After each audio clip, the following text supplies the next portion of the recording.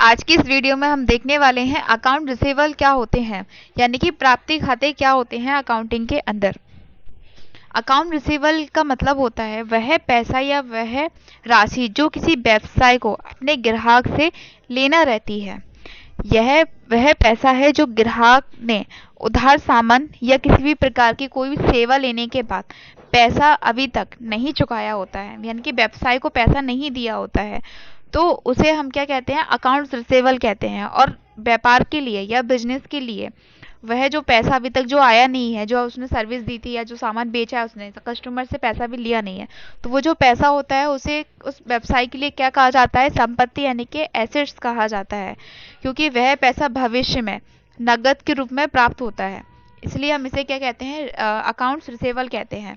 यानी कि इसको हम आसान शब्दों में समझते हैं कि एग्जाम्पल के साथ, जैसे मान के चलिए अगर आपने ग्राहक को 50,000 रुपये का माल बेच दिया और ग्राहक ने अभी तक उस 50,000 रुपये के माल के बदले आपको 50,000 रुपये का पेमेंट यानी कि भुगतान अभी नहीं किया है, तो इस प्रकार की एंट्री को आप किस में रखेंगे, अकाउंट रिसीवेबल में हम इसे रखते हैं।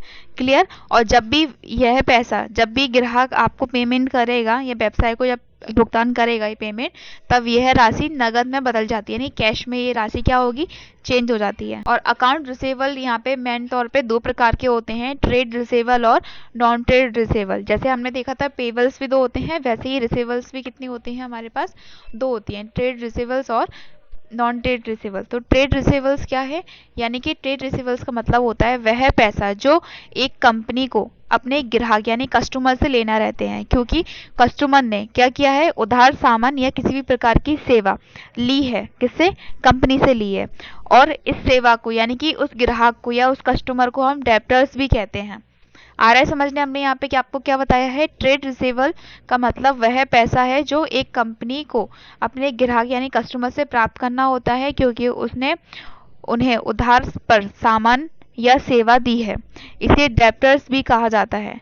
यह कंपनी की संपत्ति यानी कि एसेट्स में शामिल होता है और इसे बैलेंस शीट में दिखाया जाता है। क्लियर। इसके बाद आता है हमारा non trade receivable. Non trade receivable का मतलब होता है वह पैसा जो किसी कंपनी को किसी ऐसे कारण से प्राप्त होता है जो उसके मुख्य व्यापार या सेवा से जुड़ा नहीं है, यह कंपनी के अन्य लेन देन से संबंधित होता है, तो इसे हम क्या कहते हैं, नॉन ट्रेड रिसीवेबल कहते हैं।